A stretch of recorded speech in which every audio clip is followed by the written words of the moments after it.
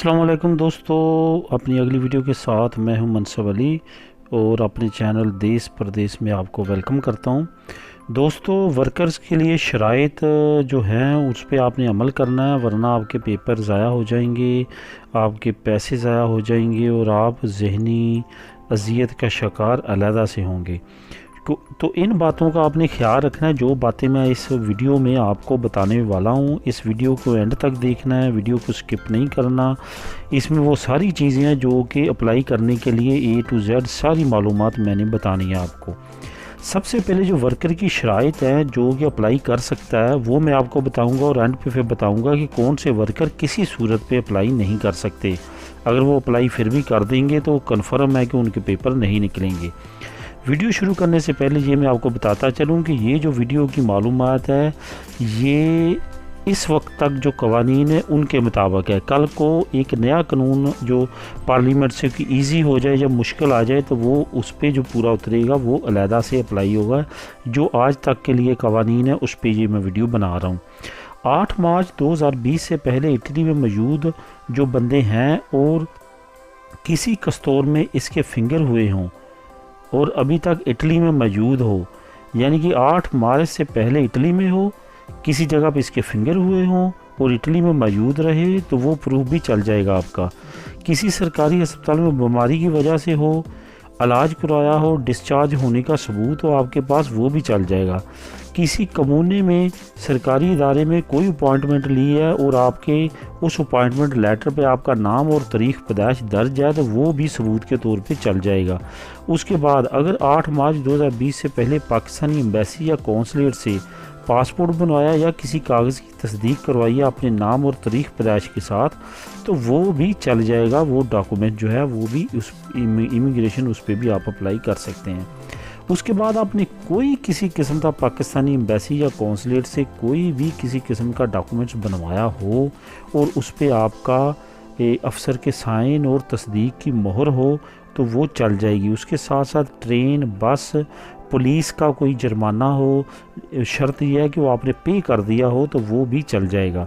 इसके बाद जो है किसी शहर में ठहरने के, होटल में ठहरने के 2-3 दिन या जितना भी आपके पास सबूत है आपके नाम के साथ, डेट ऑफ बर्थ के साथ, किसी होटल का मालिक आपको लिख के दे देता है कि ये बंदा मेरे होटल में रह रहा है, तो वो भी सबूत के तौर पे चल जाएगा और आपको पेपर मिल जाएंगे।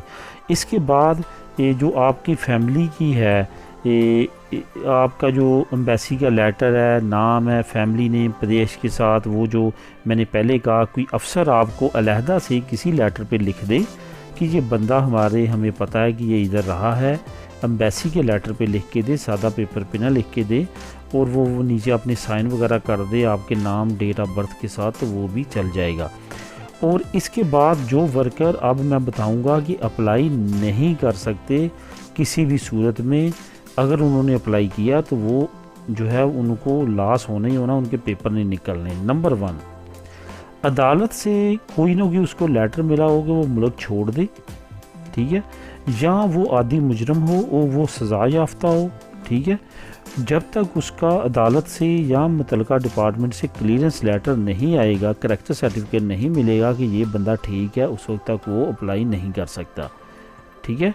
उसके बाद कोई बंदा भी जो 8 मार्च से 2020 से पहले उसके पास कोई भी सबूत नहीं है कि वो इटली में था, वो भी अप्लाई नहीं कर सकता। वो भी अप्लाई ना करे, क्योंकि अगर वो करेगा तो उसके पास सबूत ना होने की वजह से इमिग्रेशन नहीं मिलेगी। हाँ, कल को अल्लाह करेगी कानून में नरमी कर देते हैं, नया क्राइटेरिया आ जाता है तो वो हो सकता है, लेकिन इस वक्त तक मौजूदा कानून के मुताबिक वो अप्लाई नहीं कर सकता। तो ये दो जो मेन चीज़ें हैं, एक करैक्टर की और दूसरा ये जो शर्त है 8 मार्च 2020 से पहले की, वो इधर हो। इन दो शराइत पे जो बंदा पूरा नहीं उतरेगा तो वो पेपर जमा ना करवाए, वरना उसके कागजात जो हैं वो पास नहीं होंगे। अब मैं अगली वीडियो में आपको बताऊंगा कि कौन सा मालिक जो है, आप किस मालिक के कागजात जो हैं उससे आप ना लें, क्योंकि अगर आपने उससे कॉन्टैक्ट ले लिया तो उस पर भी आपके पेपर नहीं निकलेंगे, ठीक है। वो वीडियो भी मैं इंशाल्लाह ताला जल्दी आपकी لیے بنا کے اپلوڈ کر دیتا ہوں۔ فی الحال آپ نے یہ جو ویڈیو میں نے بنائی ہے اس پہ آپ نے غور سے ساری شرائط کو دیکھ کے اپنے پیپر جمع کروانے ہیں تاکہ کل کو پریشانی سے بچ سکیں۔ تو دوستو چینل کو سبسکرائب کر لیں، میں ڈے بائی ڈے بہت انفارمیٹیو ویڈیو آپ لوگوں کے لیے لے کے آ رہا ہوں۔ جو آئندہ معلومات آتی رہیں گی میں انشاءاللہ تعالی اس چینل پہ اپلوڈ کرتا رہوں گا۔ دعا میں یاد رکھیے گا، اور ختم کرتا ہوں اپنی ویڈیو اس دعا کے ساتھ کہ اللہ تعالیٰ تمام بھائیوں کی، بہنوں کی اور سب کی پریشانیاں اپنے حبیب کے صدقے آسان کرے اور ختم کرے، آمین۔ اللہ حافظ۔